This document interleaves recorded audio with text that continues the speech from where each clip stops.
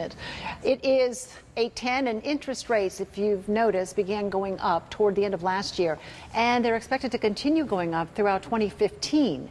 Here with everything you need to know about what rising interest rates will mean for you and what you can do to prepare for all of this is lifestyle lawyer Shari Olefson. Thank you so much for joining us to talk about cold this. Morning. Yeah, it is cold and getting colder by the looks of things. Why are interest rates going up, and why are they expected to continue to go up over the next year? Sure. Well, there are a lot of factors that go into interest rates, but one of the most significant that folks should be aware of are the powers that the federal government have to influence monetary policy. So the federal government can buy or sell bonds, for example, and other securities, the savings bonds we buy. They can change the interest rate that they charge to financial institutions, who then turn around and charge us based on that rate.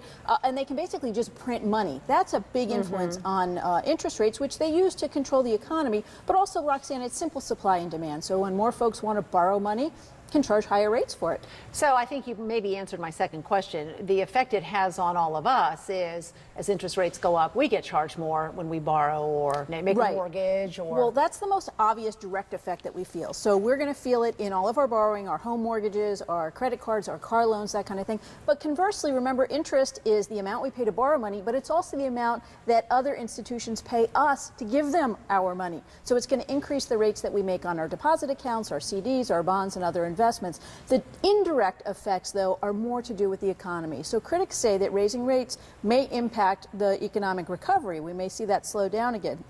It definitely has an impact on inflation. It could have an impact on the value of the dollar, which all trickles down to our jobs and our wages, which could be really significant. Now, has this had an impact? This is going a little bit off kilter, but the stock market's been a little bit up and down. Has this had some kind of an effect on some of the negativity we've seen on Wall Street lately? Well, interest rates could. It creates a little bit of unsettling. Folks don't know. A lot of folks end up sitting on the sidelines because they don't want to invest now if their investments can make a higher return if they just wait for rates to go up. But it also has a huge impact on businesses. Remember, it impacts their customers and what their profits are going to be. It impacts what they want to buy, what they want to invest in advance, and also their own receivables. So what can we do to prepare for rising interest rates, especially if they're going to go up for some time now? Right. Well, anyone who has not converted adjustable rates to fixed rates is way behind the eight ball and needs to do that now. So that goes to your mortgages. It also goes to credit card debt you may be carrying that's on an adjustable rate.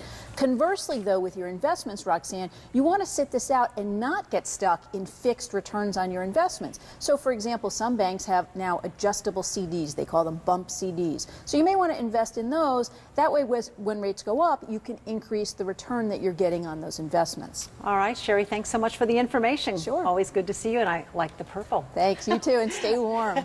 Let's go back to the anchor desk.